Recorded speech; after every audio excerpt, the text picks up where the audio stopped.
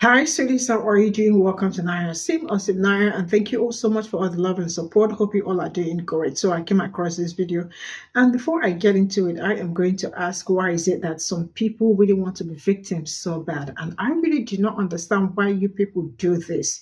This is manipulating. I mean, like this is gaslighting 101. That is what I call it, and you all can do yourselves, like do yourself good and stop doing something like this. So somebody came to drop this on somebody's comment and asking how are modern African Americans still affected by slavery? And so she went for to say curious because, like so far that all she can see is that that we are black people are hitting on them, and I am asking who is even hitting on you? Like so, black people wake up and all they are like with everything facing them and the way they are looking to dismantle the system that is oppressing them, and they are looking for a way to hit on you. Like how? So when they say that they are how are modern African Americans being how are they being affected by slavery? And I am like, is slavery really over? Because sometimes we forget to remind them or tell them that slavery is not over, that it is like, it's evolved and it is still very much alive in workplaces and every other thing. So why is it that you woke up of all things to ask or to know is that why is it that African Americans, how are they being affected by slavery? I mean, like you really must be going through a whole lot for you to come out and ask this kind of question. Let's get into this video. This is not bullying or harassment. This is for educational purposes only. This comment reads, how are modern African Americans still affected by slavery? Curious, because I see only white people being hated on majorly here in modern America.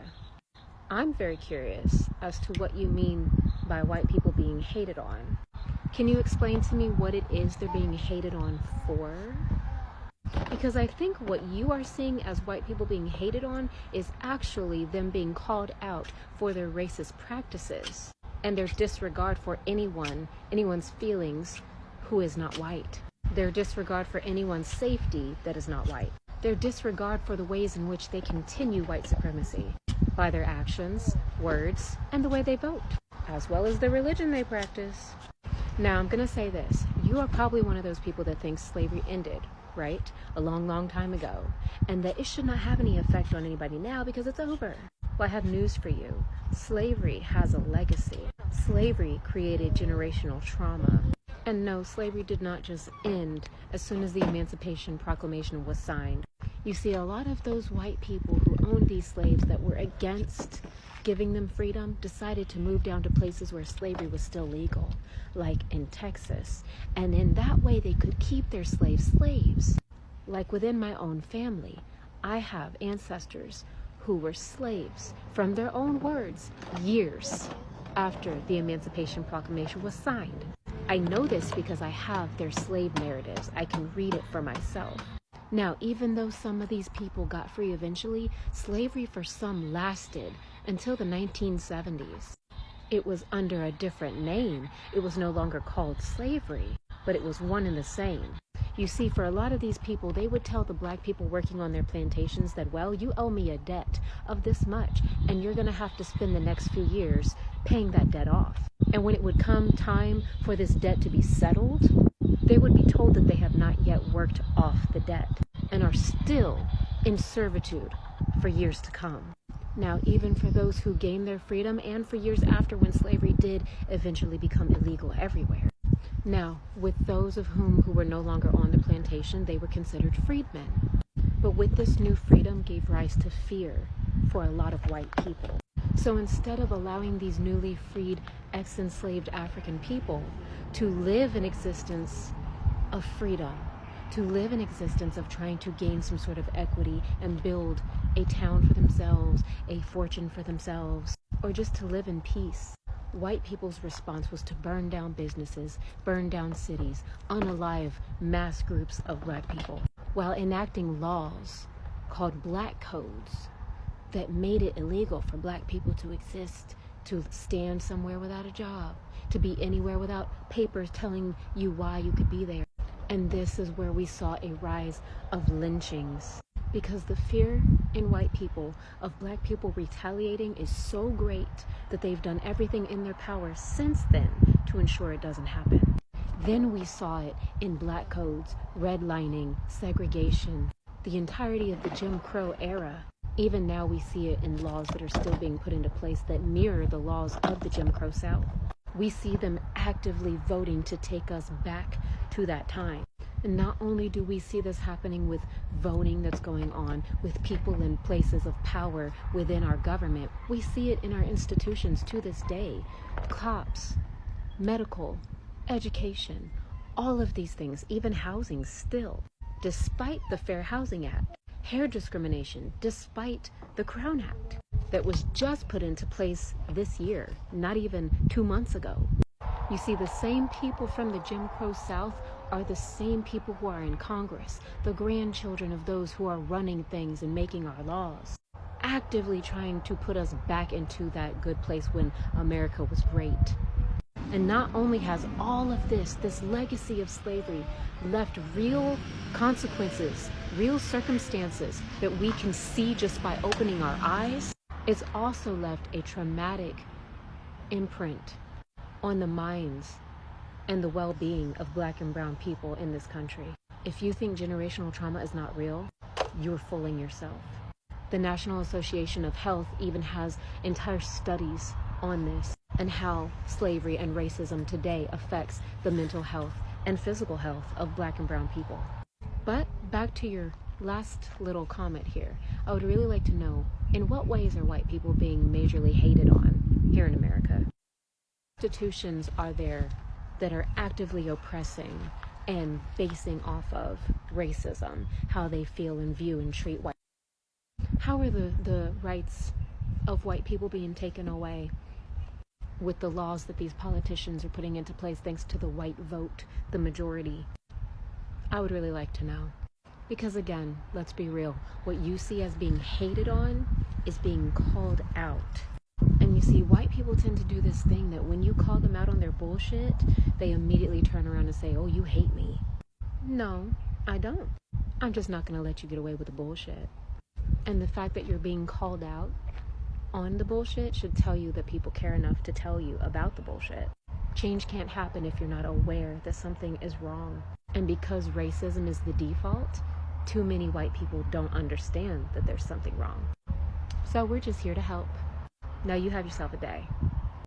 So the transatlantic slave trade managed to transport 12 million people in a span of 350 years, with an average of 400 people per trip, with each trip taking about 2 months, meaning that they would have to transfer around 35,000 people per year in a highly coordinated, constant flow of ships from Africa to North America without error for 350 years, with factors like weather, navigation challenges, ships maintenance and repair. On average, ships lasted 10 to 20 years, mortality rates being 10 to 50% per trip, conflicts and piracy. Only about 70 to 75% of the ships that made that trip ever completed their voyages successfully, meaning that this process was fraught with interruptions and challenges and far from smooth and inefficient. Taking into consideration all these factors would make this process last over 5,000 years. This would mean there would have to be 86 trips per year that went flawlessly. 86 ships carrying 34,000 people, 35,000 people flawlessly. Now, given all the problems that we just went over, this would make the probability of 86 ships flawlessly making it to the Americas from Africa at 0.0000000018%. The probability of maintaining such a perfect success rate is nearly zero. But the transatlantic slave trade managed to transport 12 million people in 350 years flawlessly, when it theoretically would take 5,000 years. Got it.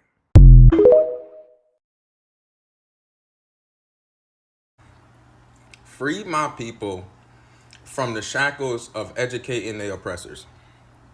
You are not the white man's teacher when it comes to racism. Why am I seeing black people on this app and on social media going live, spending hours trying to explain racism to white people? If they aren't educated, they don't care. If they haven't done the work, they don't care. We as black people have more important things to worry about than trying to educate the same people we are trying to get up from under. Like, what the fuck are we going to gain from that? Please explain that to me. It does absolutely nothing for our community besides centering white people in a conversation around racism, which we already fully understand. Like, y'all have got to stop wasting people's times and resources with shit like this, bro. Like, to me, when people do shit like this, it just shows me you don't really care about progressing. You just care about having a platform to have stupid ass discussions about shit that is not going to push forward our community in a positive light. So this is all I got from this video, and the truth is that a majority of them really want to be victims so bad that anything they got to say or discredit what happened to black people, they look for a way to find themselves into it and look for a way to say, oh yeah, this is the life for black people. And the truth is that I am also tired of looking for, like educating them or telling them, like, this is that, this is this is that, this is that, It's actually tiring trying to educate them, trying to tell them how, like, what happened to black people, how slavery has come, how this has happened and all that. But it seems like the more you try to educate them, the more they act so dumb and all that. I don't know if it is the school system or just they choose to be dumb, especially when it comes to black people. Majority of them are always very quick to ask, what is it that has been affecting black people? Or like, they always ask modern black people or modern African American, what is it that is affecting them right now? And these people, I don't really know how to explain this, but man, how do you tell people that have lived all their lives segregated or stereotyped, how do you wake up and ask them, what is it that a modern African Americans or black people are experiencing? Hello, are you okay? Like, are you okay? I mean, they are always very quick to tell you that it's been how many years ago, get over it and move on. After all, you are in a free country, or you are in you have all the opportunity to make yourself or to better yourself and make your life better and the rest of it. That is gaslighting 101. And I would never sit with anybody that got that to tell me or say something like that right in front of me. You must really be crazy, And yeah, it is hard. It is kind of really very hard trying to educate them, trying to tell them, like, how slavery or how a lot has really affected black people. But then instead of them listening or trying to know what has affected black people, what is going on with black people and all that, they look for a way to twist it to tell you that that black people are like white people are being like, are experiencing racism and all that. I mean, like most times, majority of the times when I hear that, I am always weak because I am like, what power do black people uphold to, like, victimize you? Or I don't understand, but what power do they hold? But I mean, they are always very quick to say that. Yeah, let me get into the man that was talking about how slavery failed and how was it that, okay, according to the things that have been able to learn so far, you all can also feel free to tell your own stories. The truth that I know is that some people were transported from Africa to America. Then at some point, I also found that some people were already in the land, the natives, right? So, but if I am not correct, I stand to be corrected, right? And yeah, deep thinkers or deep thinkers are built differently. Sometimes you sit down and you think about the whole thing and your brain is all pieces and the rest of it. But the truth is that what happened to black people is not something people should look for a way to gaslight them or look for a way to make them feel like they have not experienced anything or that they are also experiencing what you are experiencing. Like, on what level are you experiencing it? Or looking for a way to tell you that you are a modern black person. Excuse me. Excuse me.